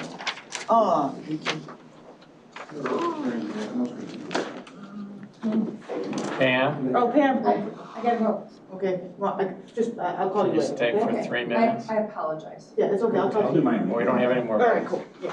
We're not voting, there's no more voting, so we lose our quorum, but we're not voting, so. All right, I'll do my report quick. We can't approve it. Oh, are you All right, back? cool, Okay. comes. All right, do your reports. Well, whoever's going first here. Go ahead. All right, so, you ever have days where you feel like you're a tennis ball in a dryer? Yeah. All right, that's this one. All right, so what you guys need to know, your comms officers across the county are collaborating to get several different trainings to make You sure. don't count when you're sorry, we're discussing. I just asked a question about Technically, we don't have a quorum. quorum. Okay, so Matt doesn't Because count. Matt cannot count for the quorum. There has to be a physical quorum here. Okay, all So right. technically, but we also have nothing else to vote on but We couldn't call the meeting to order at this point, but. we couldn't call meeting in order, but we can finish the 2 reports. We're receiving reports, we're not. Okay, I apologize for that interruption. It's all good. Okay, so your comms officers are going through trainings to make sure we're complying with communication strategic plan. Our sheriff's office communications officer went to a prestigious 5-day training, leads training through the FBI, and your other comms officers are going through communications training with the emergency management agencies. So we're working on that, trying to stay at the top of our game. Collaborations, EMA, county admin staff, been working together to put out information on social and otherwise about severe weather conditions for very timely and actually very much appreciated by our constituents, so good on us for that. We've been working with our county clerk's office to distribute elections information as well too.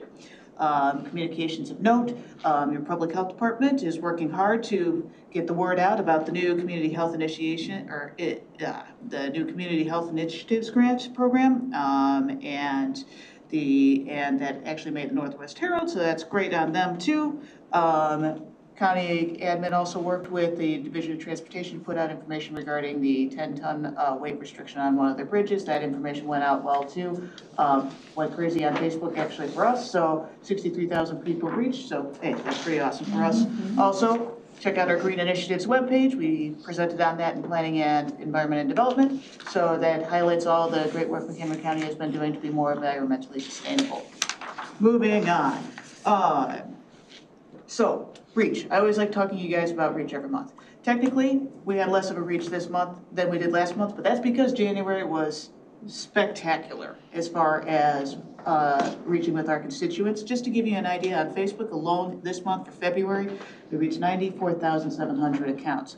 Usually our average of last year was about 44,000, just to give you an idea. So while we weren't as spectacular as last month, we actually were doing really well. And we're doing great on LinkedIn as well.